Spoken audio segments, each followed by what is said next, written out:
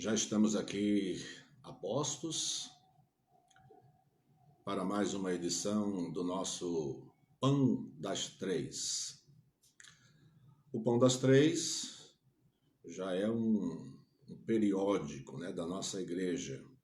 Todos os dias, segunda, terça, quinta, sexta e sábado, nós nos encontramos aqui para a glória de Deus, para a nossa alegria, para a edificação do povo de Deus, para louvar a Deus, para tomar conhecimento das necessidades dos nossos queridos irmãos, expressar nossa própria necessidade e orar uns pelos outros. É um momento de intercessão. Quero dar um caloroso, nesse tempo frio, um caloroso abraço e boas-vindas a todos os nossos queridos irmãos. Desejar que Deus abençoe a todos. Nós nos lembramos de muitos irmãos que estão enfermos, poderiam estar participando conosco, talvez não estejam, talvez estejam, não sei, mas se alguém estiver aí acamado, no hospital ou em casa, doente, se tratando, olha, nós estamos mandando aqui o nosso abraço para você, em nome de toda a Igreja Batista em Vila das Belezas, e colocar o seu nome, a sua vida, no altar do Senhor, em oração, confiados no Deus que pode todas as coisas, e cuida de cada detalhe da nossa vida. Nós nos alegramos em Deus por podermos realizar esse trabalho nesse período de dificuldades, de isolamento, de distanciamento social. Estamos juntos, cantaremos juntos, oraremos juntos, consideraremos juntos a palavra do nosso Deus. Quero iniciar com uma oração pedindo a direção de Deus para esse momento. Vamos orar?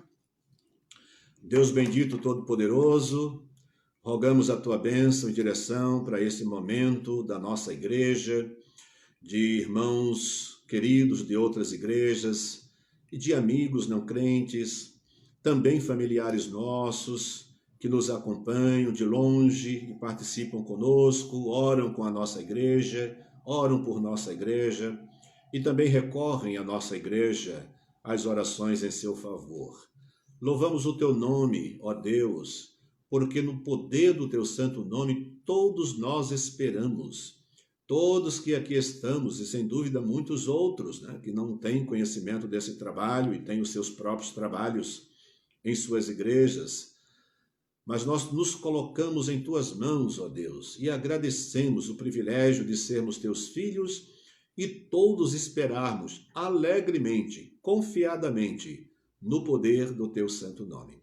Entregamos esse momento ao Senhor, no nome santo de Jesus. Amém. Muito bem, meus queridos irmãos, eu hoje quero falar com vocês, conversar com vocês sobre a fala de Deus, o sopro de Deus, aqueles momentos especiais na nossa vida em que Deus nos fala de alguma maneira. Então eu quero chamar aqui o sopro de Deus, mas o sopro de Deus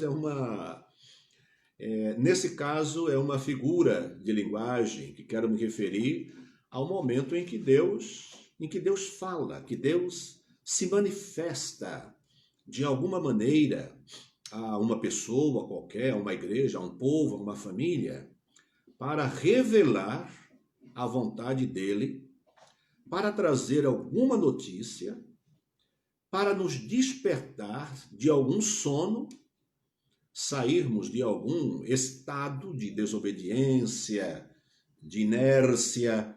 E Deus tem os seus propósitos quando ele se revela, quando ele sopra a sua vontade, quando ele manifesta o seu querer, quer enviar um dos seus anjos, quer usar um culto, quer usar um pão das três para despertar o coração de alguém. Então, por sopro, por fala, por admoestação de Deus, quero chamar qualquer uma dessas possibilidades.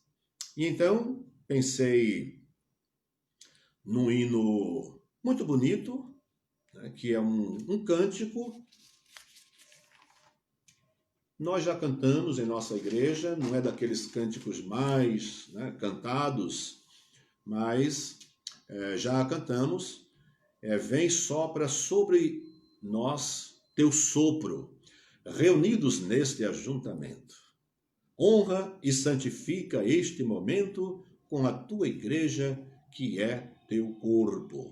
Então nós vamos cantar este cântico. Quero convidar você a acompanhar de onde quer que você esteja.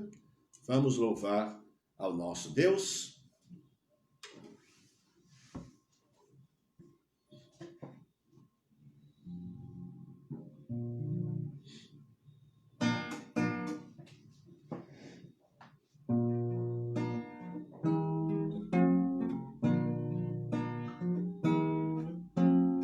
Vem e sopra sobre nós teu sopro,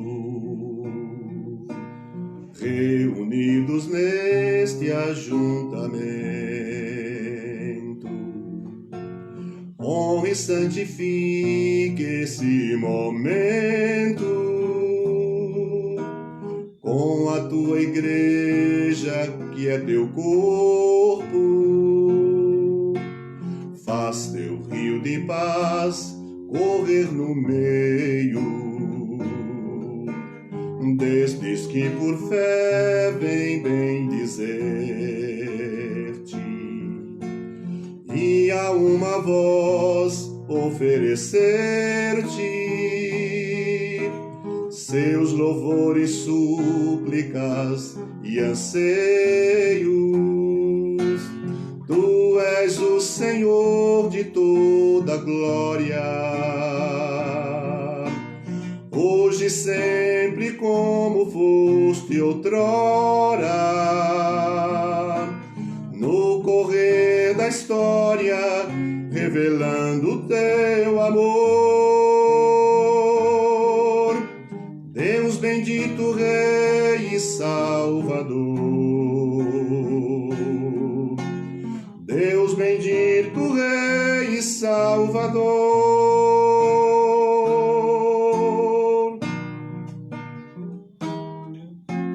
Vem e sopra sobre nós teu sopro, reunidos neste ajuntamento. Honra e santifique este momento com a tua igreja, que é teu corpo. Faz teu rio de paz correr no meio destes que por fé vem bem dizer-te, e a uma voz oferecer-te seus louvores, súplicas e anseios. Tu és o Senhor de toda glória, hoje e sempre como foste outrora, no correr da história, revelando teu amor. Deus bendito, Rei e Salvador. Deus bendito, Rei e Salvador. Tu és o Senhor de toda glória, hoje e sempre como foste outrora, no correr da história, revelando teu amor. Deus bendito, Rei e Salvador. Deus bendito, Rei e Salvador. Deus bendito, Rei e Salvador.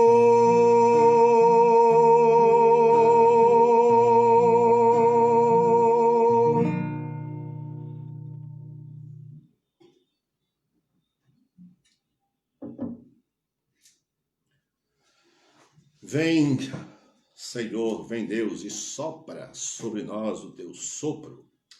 Vem, Senhor, e fala ao nosso coração. Então nós vamos meditar esses dias passando aí pelo Evangelho de Lucas, lendo o primeiro capítulo. Um fato chamou-me a atenção.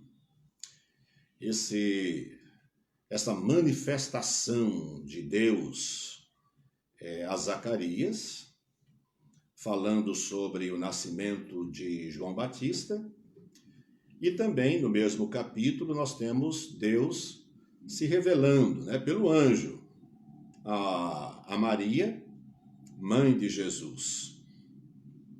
Esses aparecimentos, esse sopro, esta fala de Deus, acompanhada de manifestações visíveis, que nós chamamos de teofania.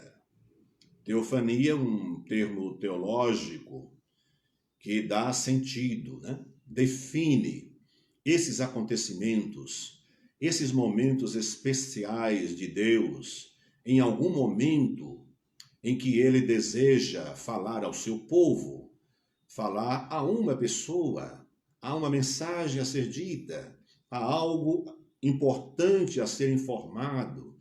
No momento de tensão, no momento de problemas, Deus muitas vezes se manifestou de forma visível, não em toda a sua totalidade, e a isso se chama teofania, que pode acontecer de muitas maneiras, Só para nos situarmos aqui, a gente pode lembrar alguns exemplos de teofania, Deus, através de anjos, falando a Abraão, Deus, através de anjos, falando a Ló, por exemplo.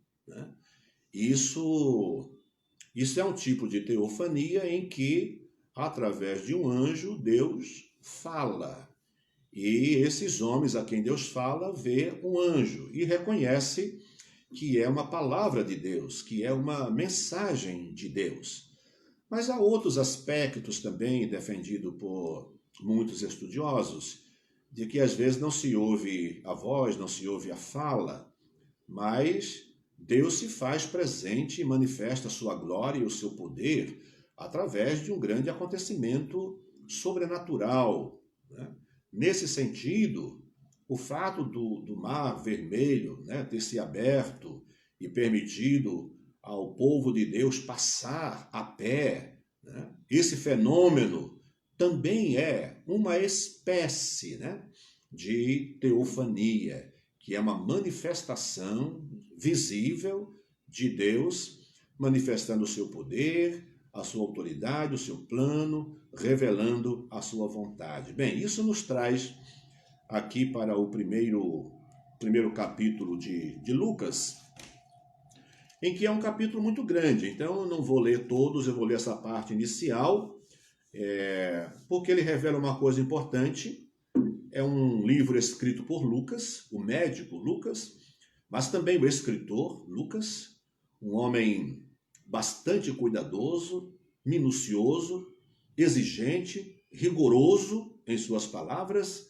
Então, logo no começo do livro, ele deixa muito claro que ele pesquisou, ele buscou fontes já existentes, como a de Marcos, por exemplo, o Evangelho de Marcos, mas ele fez pesquisa, ele entrevistou para confirmar cada um desses dados, e encaminhar esse material, esse trabalho a um homem chamado Teófilo, a quem ele se refere, ó excelente Teófilo. Então eu vou ler esses primeiros 4 versículos e depois, na medida em que eu fizer referência, eu posso ler outros versículos também. Então vejam só. Evangelho de Lucas, os primeiros 4 versículos, nós lemos assim: Tendo, pois, muitos empreendido, pôr em ordem a narração dos fatos que entre nós se cumpriram, segundo nos transmitiram os mesmos que os presenciaram desde o princípio e foram ministros da palavra, pareceu-me também a mim conveniente descrevê-los a ti, ó excelentíssimo Teófilo, por sua ordem, havendo-me já informado minuciosamente de tudo desde o princípio, para que conheças a certeza das coisas de que já estás informado. Eu chamo a atenção aqui para esse aspecto importante, em que ele declara: havendo-me já informado minuciosamente de tudo desde o princípio. Para quê?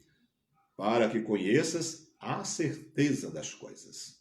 O trabalho de Lucas, de pesquisar e de colocar, juntar numa produção que veio esse Evangelho de Lucas, é um trabalho interessante e, do ponto de vista científico, um trabalho absolutamente confiável, né? De informação, de confirmação, de entrevista das pessoas que viveram na época, que presenciaram certas coisas. Ele vai ouvindo e ele vai procurando confirmar essas coisas. A nossa reflexão hoje, ela vem com o seguinte conteúdo e propósito. O nosso desejo nessa reflexão é verificar um momento em que Deus fala com uma pessoa, o sopro de Deus, a fala de Deus, a revelação de Deus e a resposta humana. Então, nós estamos dividindo aqui em dois momentos. O primeiro, eu estou chamando de o sopro de Deus e a incredulidade. Então, a resposta incrédula do homem, ou a atitude incrédula do homem e suas consequências. E no segundo momento, o sopro, a fala, a revelação, a anunciação de Deus e a resposta de fé por parte do homem. E essa resposta de fé também tem as suas consequências, né? Então, vamos lá. Nesse texto aqui, nós encontramos, num primeiro momento, o anjo, né, aparecendo a Zacarias. Zacarias era esposo de Isabel. Zacarias era sacerdote. Né? E Isabel também era da linhagem, inclusive da linhagem de Arão. E eles são casados, já são velhos, já são idosos, eles não têm filhos, mas o texto, a palavra do anjo, nos revela que durante um bom tempo Zacarias orou a Deus por esse problema, certamente para ter um filho, e não teve. Mas Lucas registra que num dia em que o ministério sacerdotal seria exercido por Zacarias, seguindo uma escala, né, de sacerdotes, nesse dia, Zacarias tem uma visão. Aqui a gente vem então para o verso 18, quando o anjo fala com Zacarias, anunciando que ele será pai. Então veja a resposta de Zacarias, eu já mostro isso aqui para a gente não tem tempo mesmo de ler o texto todo, mas no verso 18 de Lucas, Zacarias responde assim: disse então Zacarias ao anjo: como saberei isso? Pois eu já sou velho e minha mulher avançada em idade. Por essa palavra, nós não sabemos o coração de Zacarias, mas o mensageiro de Deus identifica, né, o mensageiro de Deus, que também é um anjo. O anjo tem poder e, naturalmente, é um anjo mensageiro, que é Gabriel. Né? E Gabriel tem mecanismos, né, para identificar a credibilidade, né, a resposta crédula, a resposta de fé, ou uma resposta de incredulidade. E o anjo percebe que houve incredulidade de Zacarias nas palavras do anjo. Tanto que o anjo diz assim: e respondendo o anjo, disse-lhe: eu sou Gabriel, que assisto diante de Deus e fui enviado a falar-te e dar-te estas alegres novas. Todavia ficarás mudo e não poderás falar até ao dia em que estas coisas aconteçam, porquanto não creste nas minhas palavras que a seu tempo se hão de cumprir. Estamos falando sobre o momento em que Deus fala. Então Deus manda o seu anjo, né? E todos nós sabemos, é claro, estamos nos referindo aqui ao fato de que, como conhecemos, as teofanias são abundantes no Antigo Testamento. Não que não haja no Novo Testamento, porque aqui é um tipo de teofania, né? Mas elas são abundantes lá. Então, Zacarias, incrédulo, expressa sua incredulidade, identificada pelo anjo, e o anjo realmente diz, olha, você vai ficar mudo porque você não creu nas minhas palavras. Então Deus fala, o homem acredita, uma consequência. O homem não acredita, outra consequência. Mas isso já nos chama atenção para um fato importante. Depois de ouvir falar de Deus, depois de o homem ouvir a pregação do Evangelho, ele tem a responsabilidade, ele é cobrado pelo próprio Deus, se ele responde a uma mensagem bíblica com fé ou com incredulidade. Ninguém sai de um culto, por exemplo, do mesmo modo que entrou, não, viu? Ninguém sai. Porque você entra e se ouve, claro, se ouve uma mensagem, se ouve uma pregação naquele culto, se Deus falou naquele culto ao coração de todos que ali estavam, obrigatoriamente as pessoas dão uma resposta a Deus. O incrédulo às vezes se converte, é uma resposta. O incrédulo não se converte, também é uma resposta. O crente que estava naquele culto em que Deus falou, ele sai dali com um propósito bom no seu coração, de renovar sua fé, de fortalecer a sua fé, de fazer o que ele não vinha fazendo antes, e isto é uma resposta de fé. Ou o crente sai dali dizendo, olha, não sei não, eu entrei no culto e saí da mesma forma. Mas se houve uma pregação bíblica, então ele não saiu com nenhum propósito, ele também deu uma resposta a Deus. Mas foi uma resposta de incredulidade. Então ninguém a quem Deus fala, seja no campo, seja numa revelação especial que Deus faz, seja numa mensagem, seja numa live, numa sexta-feira às 3 horas da tarde, se Deus fala ao coração de uma pessoa, ela sempre vai responder, ou com sim ou com não. Ou uma resposta de fé, ou uma resposta de incredulidade, cada uma delas com as suas consequências. No caso de Zacarias, o anjo diz que ele não creu.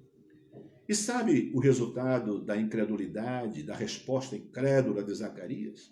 Ele ficou mudo até que João Batista nasceu. É interessante como resposta negativa, a gente se lembra de uma história interessante que todo o povo conhece, até quem não é crente sabe, né? Que é a mulher de Ló. Ora, Ló, sobrinho e companheiro de Abraão, e que recebeu muita ajuda por parte de Abraão. As bênçãos dadas a Abraão eram repartidas e Ló também cresceu bastante. E vocês sabem, houve um tempo em que o rebanho era muito grande, tanto de Abraão como de Ló, e eles se dividiram. E Abraão disse assim, olha Ló, a gente tem que se separar, mas eu vou dar a oportunidade para você escolher para que direção você vai. E aí a Bíblia diz que Ló, erguendo seus olhos, olhou e viu um campo verde, muita vegetação, lá para os lados de Sodoma e Gomorra. E ele disse, opa, é para ali que eu vou, que tem muito pasto. Então a riqueza, meu gado, né, garantia de alimentação, de pastagens boas para o meu gado. E ele vai. Mas para onde é que ele vai? Ele vai para a região de Sodoma e Gomorra. Então, mais tarde, a história é longa, mas mais tarde, por causa da incredulidade, da violência, da dureza de coração, a pecaminosidade daquele povo habitante de Sodoma e Gomorra, Deus decide destruir aquela cidade. E entre tantos os detalhes que não temos tempo aqui, em que Abraão intercede pelo povo, aquela contagem, Abraão intercede para que Deus não destrua aquele povo. Provavelmente Abraão sabia, né? Estava pedindo, na verdade, pela proteção de Ló. Mas então os anjos vão e, em resposta à oração de Abraão, o anjo vai e vai tirar Ló e sua família. E então a coisa é urgente. E o anjo diz a Ló: olha, vamos, pegue sua família e vão, não olhe para trás. E essa expressão não olhe para trás é que nos coloca diante de uma orientação de Deus, dada a Ló e sua família, uma resposta crente de Ló, que não olhou para trás, e uma resposta incrédula da mulher de Ló. O que é que acontece? A história diz que eles foram e lá para as tantas, a mulher olha para trás e a história diz que ela ficou convertida numa estátua de sal.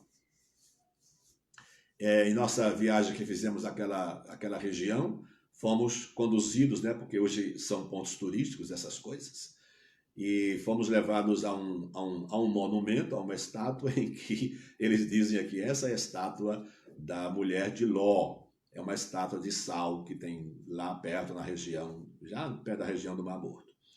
E então, uma palavra do Senhor, uma resposta incrédula daquela mulher e os resultados estão aí.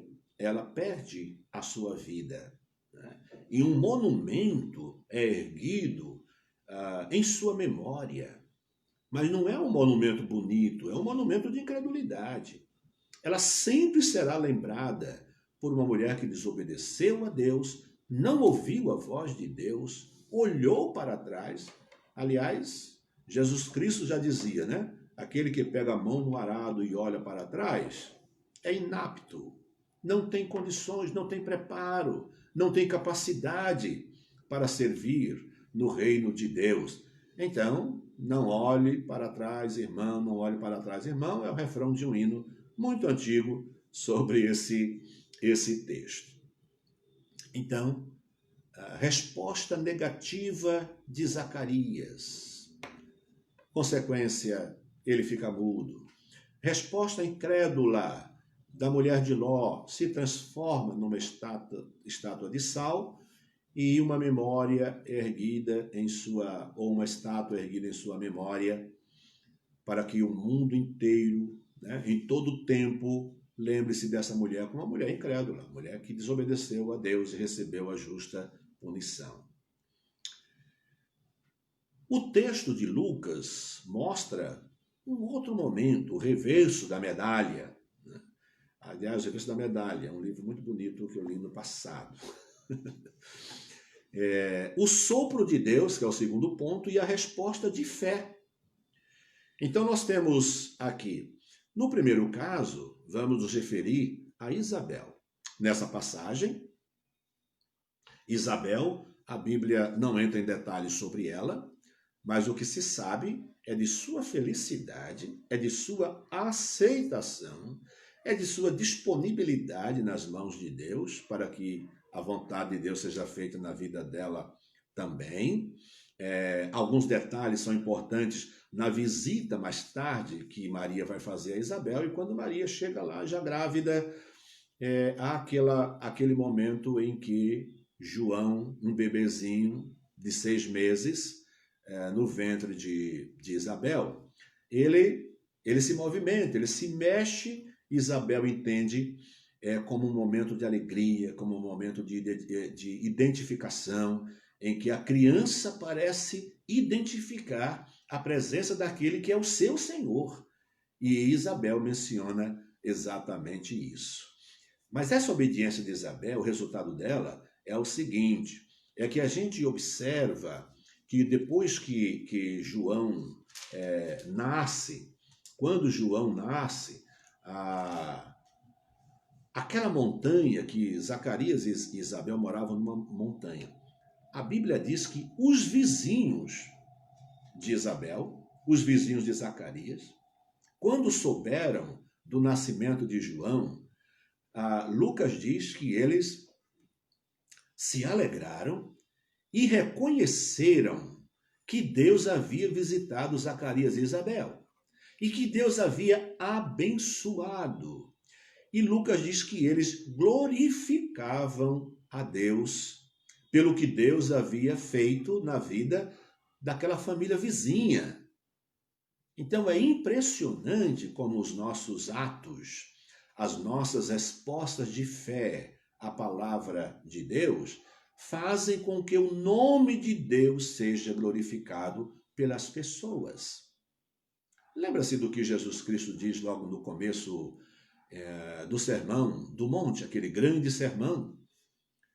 Ele se dirige ao seu povo dizendo assim: olha, vocês são o sal da terra, vocês são a luz do mundo. E mostra a necessidade de que eles, à semelhança do sal e da luz, façam cumprir a sua função de preservar a terra, de ser bênção, de ser orientação, de ser referência para as pessoas. E Jesus Cristo diz: para que as pessoas vejam as vossas boas obras e glorifiquem ao vosso Pai que está nos céus.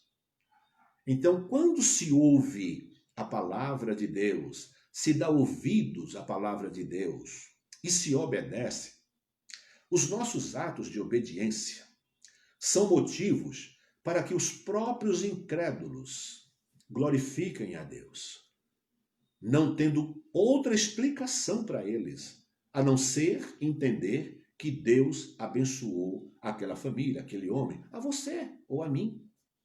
Por isso Jesus Cristo disse: para que vejam as vossas boas obras e glorifiquem ao vosso Pai que está nos céus.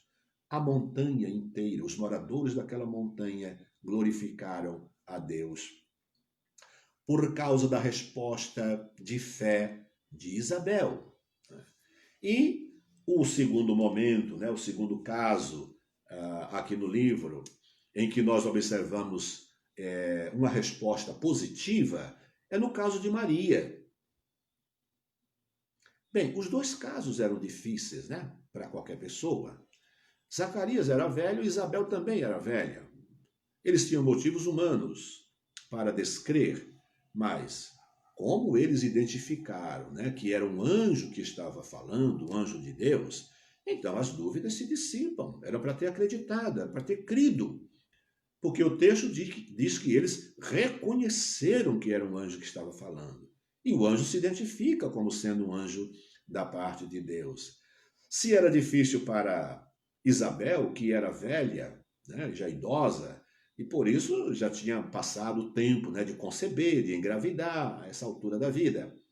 Por outro lado, o anjo vai visitar Maria, que é muito nova e não é casada, é virgem, e ele diz: olha, o Espírito do Senhor pousará sobre você com a sua sombra, e você conceberá e dará à luz um filho.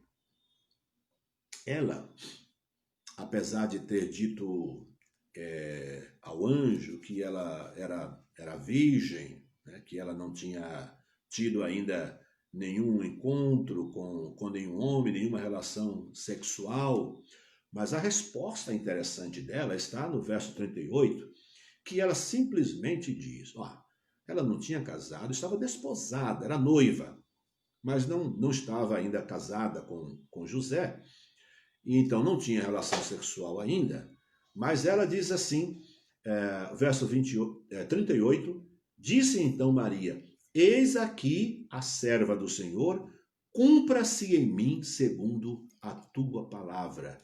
E o anjo ausentou-se dela. Não havia mais nenhum trabalho a ser feito pelo anjo. Ele trouxe a mensagem dos céus a Maria, uma moça jovem, virgem. Ela, entendendo isso, colocou-se à disposição, dizendo: cumpra-se em mim segundo a tua palavra. O anjo entende uma resposta de fé, uma resposta de aceitação ao plano de Deus, e o anjo ausenta-se dela. A fala de Deus e a resposta de fé por parte do homem e as suas consequências. Quais os resultados desse ato de fé de Maria? No tempo certo, no tempo de dar à luz, a história também é muito longa e detalhosa, não é o caso para nós aqui, mas vocês conhecem a história, né, que na época de Herodes, então ele convocou todo mundo para o censo e tal, e eles, José e Maria, vão à sua cidade. É chegado o tempo lá de Maria dar à luz ao seu filho, e ela dá à luz ao seu filho. Agora é que o resultado dessa resposta de fé de Maria faz com que, lá no campo, pastores observem que há anjos no céu louvando a Deus, bendizendo a Deus o nascimento de um menino, o Senhor, o Salvador do mundo. Milhares de anjos. Os pastores se regozijam e são orientados por uma estrela a verificar o que foi que aconteceu. Magos do Oriente, mais tarde, vão em direção ao sinal que receberam também. O que acontece aqui é que, em resposta, ou como resposta de fé de Maria, a uma palavra de Deus, a uma informação divina, o firmamento, o universo, os anjos celestiais, homens sábios do Oriente, pastores simples que estavam no campo, há um movimento de glorificação a Deus, de exaltação a Deus, com impacto universal. Então, milhares de anjos, os pastores vão, e isso é só o começo de um impacto tremendo da chegada de Jesus em resposta de fé de Maria, que entrega-se ao Senhor para que o plano do Senhor seja realizado nela. E o fruto de tudo isso é o que acontece até os dias de hoje. Olhem o impacto de uma resposta de fé.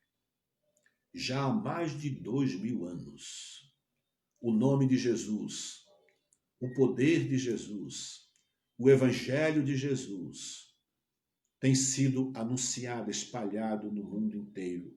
E por onde quer que esse evangelho passe, ande, ele vai levando saúde espiritual, ele vai levando vida, ele vai dando vida aos que estavam espiritualmente mortos, que ouvem a mensagem e também respondem com fé. O evangelho vai transformando, o evangelho vai curando, o evangelho vai despertando, vai libertando pessoas do cativeiro, dos grilhões de Satanás, levando liberdade, esperança, alegria, convicção, certeza de vida eterna. Deus continua falando. Hoje, as indicações de hoje é de que não há uma espécie de teofania nos termos em que abundantemente acontecia no Antigo Testamento. E no Novo Testamento houve, mas no período já de transição, do Antigo Testamento para o Novo.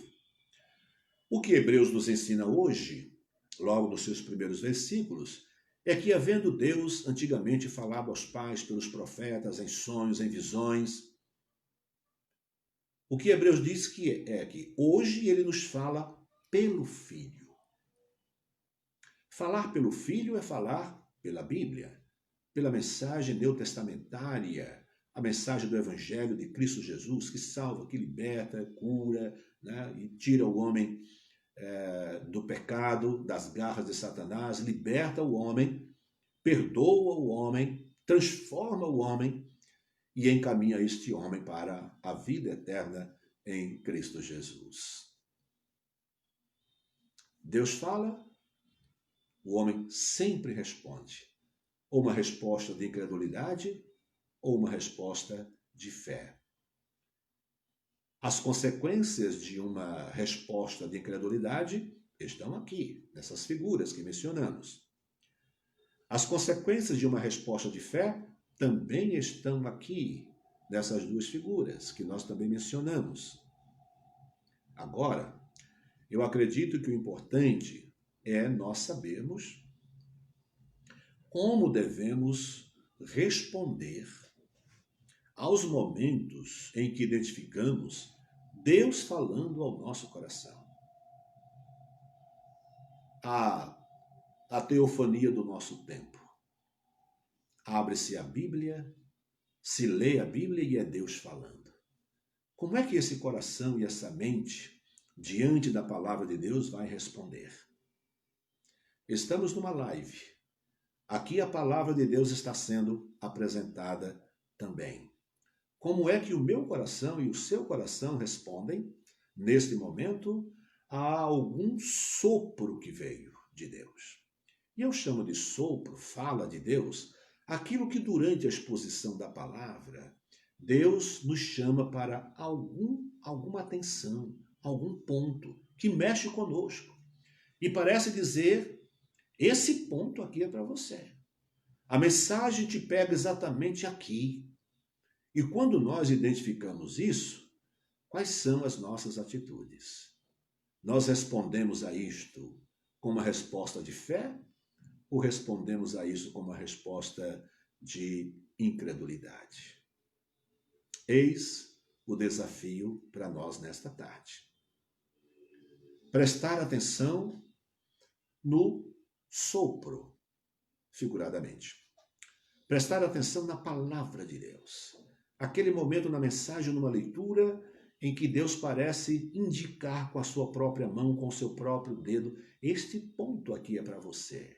Ele pega você justamente naquele ponto lá no seu coração, na sua mente, nos seus sentimentos, nos seus desejos, nas suas atitudes, no seu trabalho. Este sopro do Espírito indicando exatamente um ponto na minha vida ou na sua em que alguma decisão precisa ser tomada, ou de fazer ou de não fazer, cujo impacto trará as suas consequências, se a resposta é de fé ou se a resposta é de incredulidade. Diante disso, nós vamos orar, pedindo que Deus nos ajude, pedindo que Deus nos auxilie, pedindo que Deus nos dê sabedoria e nos dê capacidade visual, auditiva, uma mente exercitada para perceber o sopro de Deus, a voz de Deus. Normalmente, nesse período em que tantas vozes proféticas, antibíblicas aparecem por aí. Mas quem não conhece a Bíblia não sabe identificar se este profeta, se esta voz profética vem de Deus ou vem lá de onde. Você só conseguirá identificar isso com o conhecimento da palavra de Deus, com discernimento espiritual.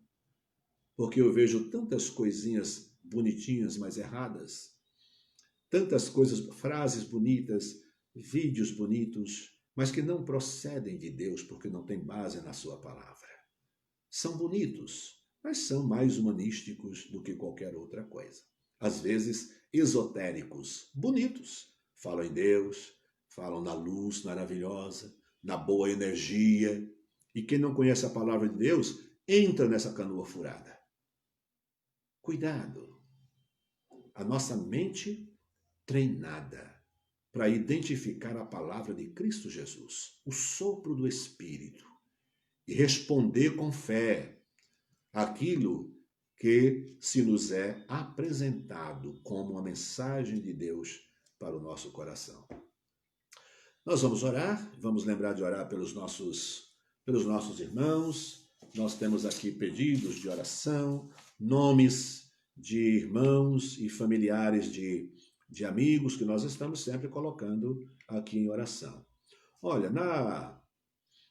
no Pão das Três de ontem, o nome do Aldair foi apresentado. Era uma coisa muito nova ontem, tinha acabado de acontecer e não tínhamos informação.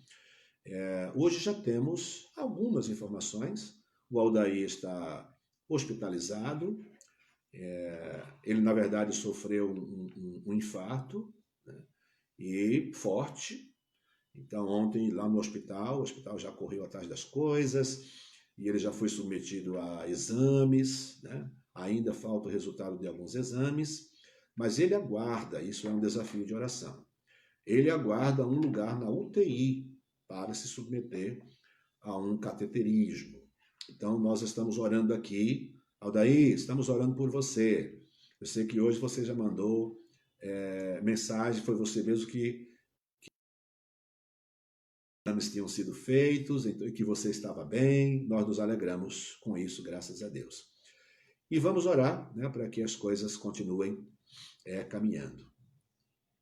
O nosso irmão Ezequias apresenta, eu vou dizer sim, apresenta certos sinais pequenos de melhora, graças a Deus, né?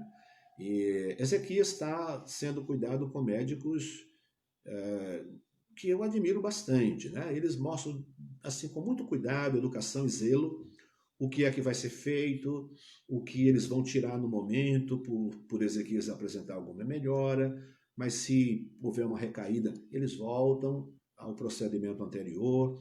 Eu gosto disso, né? Quando as ações são tomadas, informadas, e as possibilidades também são apresentadas no caso de dar certo ou não. Irmã Antônia, que também hoje foi para o hospital, foi fazer exame, né? Ela foi fazer exames, a nossa irmã Antônia Cristiniana. Continuamos orando pela Ivone, que continua hospitalizada. Apresentamos aqui também o nome do Francisco, da Paula, o Benê, da Ruth, Luciano Dalboni. Estamos orando por você, Luciano. Tiago Santana, também. Tata, são pessoas por quem nós continuamos a orar. Bem, então, oremos ao Senhor, agradecendo a melhora de alguns, a continuidade do tratamento de tantos outros, e a outros nomes, numa lista bastante grande, e apresentamos os casos mais novos, ou aqueles que apresentam, aparentemente, né, maior desafio e que oferece maior risco. Então, nós estamos mencionando sempre, lembrando, na verdade. Vamos orar ao nosso Deus? Querido Deus, soberano Pai, nós louvamos o Teu nome pela grande alegria, consolo, descanso que encontramos, pelo fato de confiarmos no Senhor e confiarmos ao Senhor as nossas inquietações, os nossos problemas, em função da nossa incapacidade, Senhor, e da incapacidade dos recursos humanos. Rogamos a Tua bênção sobre esses nossos irmãos, cujos nomes acabamos de mencionar, pedindo que o Senhor os abençoe, mas abençoe também os seus familiares, dando-lhes descanso no Senhor. Os seus familiares que têm colocado os seus nomes em oração, nós pedimos que o Senhor abençoe, dando tranquilidade, segurança, confiança e também paciência aos familiares que cuidam, que levam para os hospitais, que passam tempo nos hospitais. Um dia conseguem, outros dias não conseguem nada. Mas nós, Pai querido, estamos debaixo da Tua mão. Nós não estamos debaixo e na dependência da estrutura pública, do sistema de saúde, quer público, quer privado. Nós estamos debaixo das mãos do Senhor. Confiamos no Teu poder e na Tua direção. Abençoa, portanto, essas vidas. Oramos também, Senhor, por nossas igrejas, aqui há tantas igrejas, também por nossa pátria, o nosso país, o nosso Brasil. Oramos por nosso governo, em todos os seus poderes, em todas as suas divisões. Oramos pelo presidente, pelos governadores, oramos pelas instituições democráticas, Ó Deus, olhando isso sob a perspectiva humana, está uma bagunça. Parece-me impossível aos homens, a qualquer segmento, a qualquer conselheiro, oferecer uma saída. Mas todas as entradas e todas as saídas estão contigo, Senhor. Por isso nós oramos por nossa pátria, oramos por nossos governadores, oramos por nossos prefeitos, pedindo a tua sabedoria e o temor do teu santo nome. Ó Deus, nós sabemos que país seria o nosso se estes homens tivessem temor em seus corações, o temor do Senhor. Mas não há. Há muita incredulidade, há muito roubo, há muita mentira, há muito engano, há muito desejo pessoal de glória. Pai querido, repreende esse sentimento nas nossas autoridades. Eu sei, Pai querido, que o teu reino é outro. No teu reino não há isso. O teu reino vive neste reino de podridão. Mas nós estamos aqui, Senhor, neste reino de tantas podridões. E pedimos a tua interferência para que haja paz, Senhor. Pedimos para que o teu evangelho, em momento algum, tenha qualquer impedimento de ser proclamado.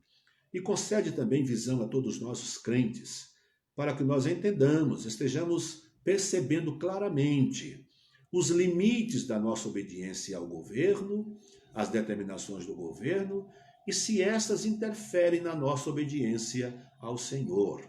Porque, ó Deus, à semelhança dos discípulos, nós dizemos a mesma coisa: mais convém obedecer ao Senhor do que a qualquer homem, do que a qualquer autoridade. Pai querido, no momento, a nossa compreensão é que estamos dentro daquele limite estabelecido por Ti de obediência às autoridades e obediência ao Senhor. Mas pedimos que o Senhor nos dê sabedoria para não ultrapassarmos este limite, Senhor. Para que na hora em que os governadores incrédulos subirem o tom contra as igrejas e os crentes em Cristo Jesus, nós nos posicionemos com toda a fé e obediência ao Senhor.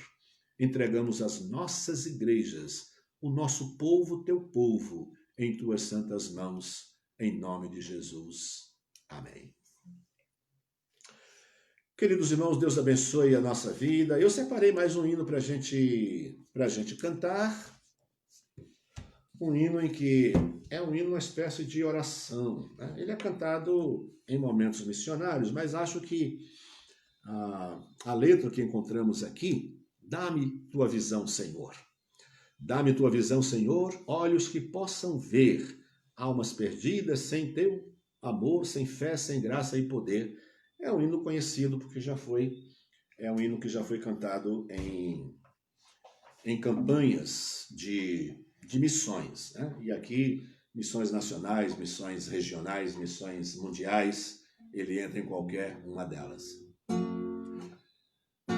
Vamos cantar. Não sei se você tem aí o seu... ele é o hino 546. Será que dá tempo você tendo o seu inário, o seu celular? Mas o seu celular você está acompanhando a live também, né? Eu não saberia fazer isso porque eu faço uma coisa no meu celular ou outra. Duas coisas ao mesmo tempo não sei fazer. Mas é o hino 546 do HCC.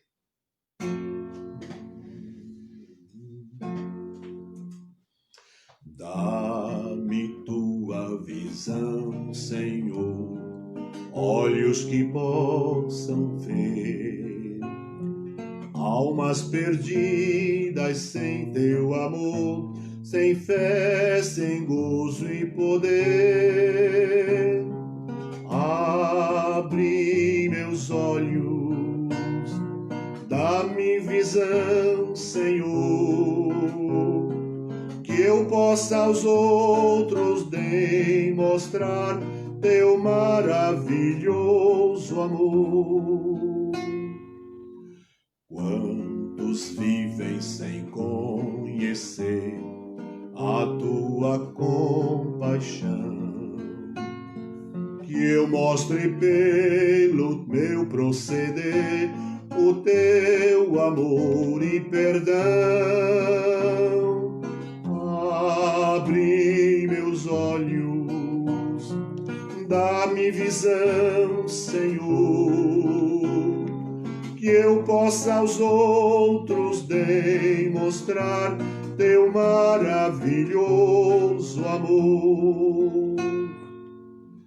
Minha vida consagro aqui perante a tua cruz. Tudo que sou pertence a ti, ó, vive em mim, meu Jesus. Abre meus olhos, dá-me visão, Senhor, que eu possa aos outros demonstrar teu maravilhoso amor.